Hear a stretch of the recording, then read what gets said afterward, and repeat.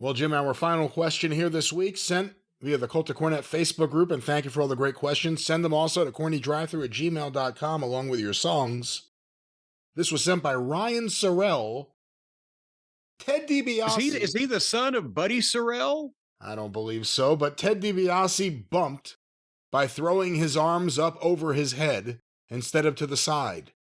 I've never seen anyone else take a back bump like this. Oof. Has Jim got any background on why Ted DiBiase bumped like this?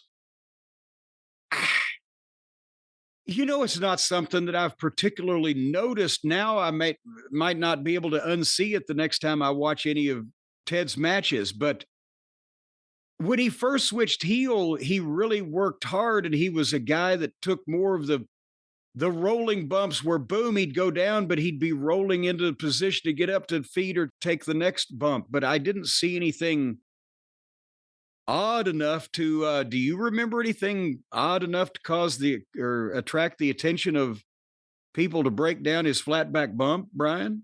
Like you said, I've never thought about it. Now maybe I'll see it and never unsee it, but I've never noticed it. I can't picture it in my head, for instance.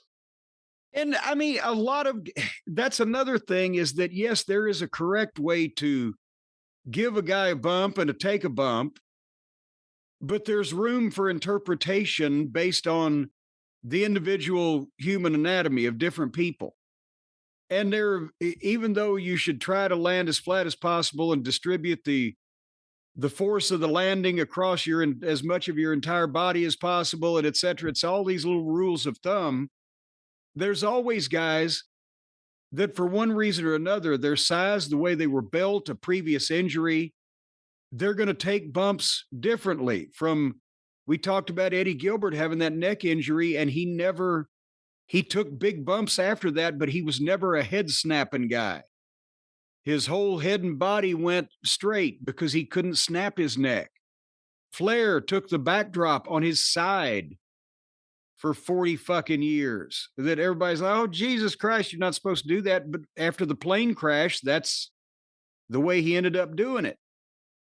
You know, there's numerous examples of Bill Dundee, because when he would go over the top rope, he was short. His arms were short. He couldn't go over the top rope the way that most guys did, grabbing the top and going over and putting a hand on the apron. And he developed this way of going over that was 20 times more dangerous and looked great.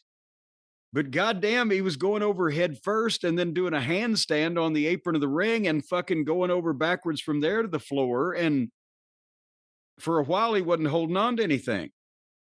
But it's just the way guys do things, and it works out for them.